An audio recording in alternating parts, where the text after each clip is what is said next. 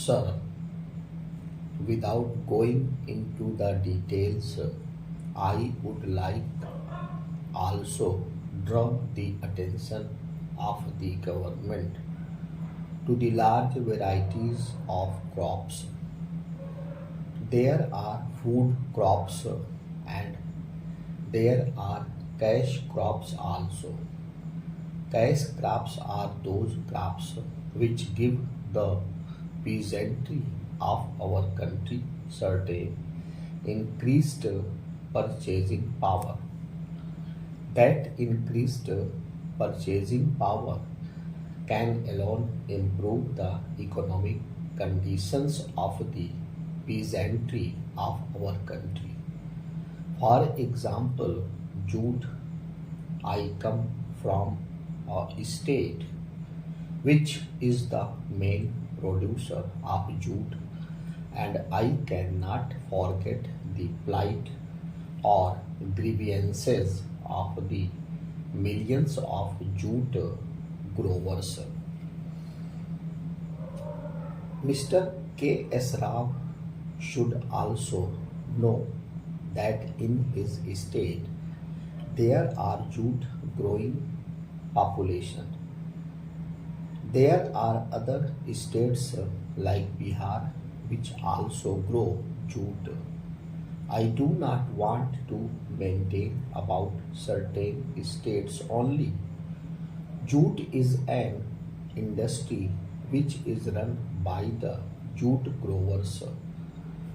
Jute industry cannot run unless raw jute is produced. Jute industry has got a particular attribute that it earns foreign exchange. When I am mentioning this, I would also like to draw the attention of the government to the plight of jute growers even now. The jute season has begun. Earlier, before the season was on, a jute grower was getting rupees 600 to rupees 700 per quintal of raw jute. Now, after the advent of raw jute is in the market, it has declined to rupees 300 or something like that. Statutory price has been fixed, which is less than that. Therefore, why should like jute growers be interested to sell their jute to the Jute Corporation of India? One of the very important aspects of this resolution is that the government should procure the entire crop. So far as Jute Corporation of India is concerned, I know fully well that there never has been an occasion when the Food Corporation of India has procured more than 10% of the total jute crops in the country. So far as cotton is concerned, I am informed that there never has been the case when the CCI has procured more than 30% of the total crop produced in the country. So far as coconut in the south is concerned, there has been such instances. Therefore, the cash crop which increase the purchasing capacity of our peasantry, the prices of which are being artificially deflated by the industrial and business houses. It is very important component of the agricultural policy that the government proposes to make. Another important aspect of the agricultural policy is this. Every economist in our country underlines the fact under source the fact that the terms of trade between agriculture and industry is always and has been always unfavorable to the agriculturists unless this term of trade between agriculture and industry is balanced, there is no scope for the economic improvement of the peasantry of our country. Therefore, I would also like to draw the attention of the government that this aspect of terms of trade is fundamental question for Indian agrarian economy. I think that aspect should be considered in depth while they finalize the agricultural policy of our country. There are other food crops also. Now there is a general argument.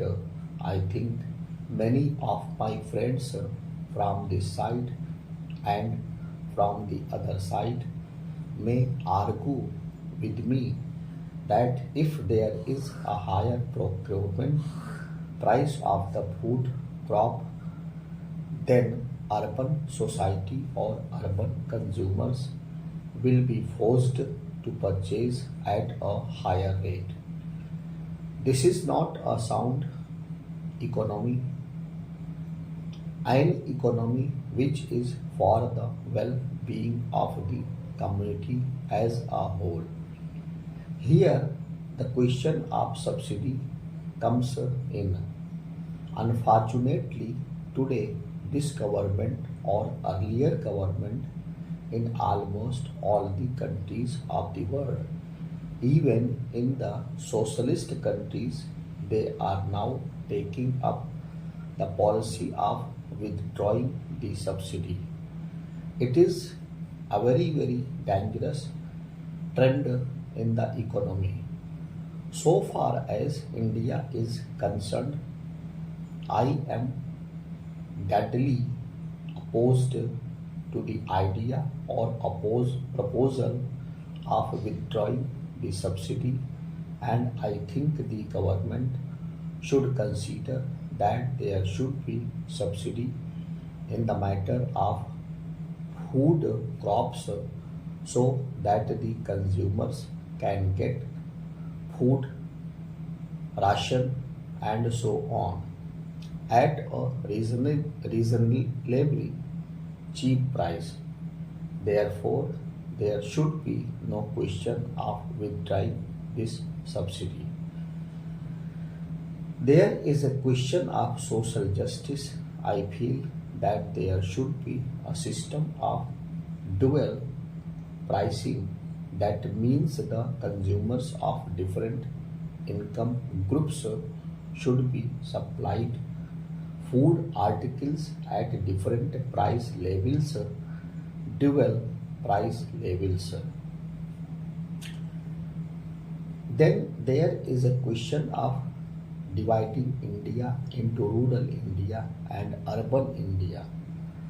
It has become a fashion with many politicians today as if rural India is Bharat and urban India is India.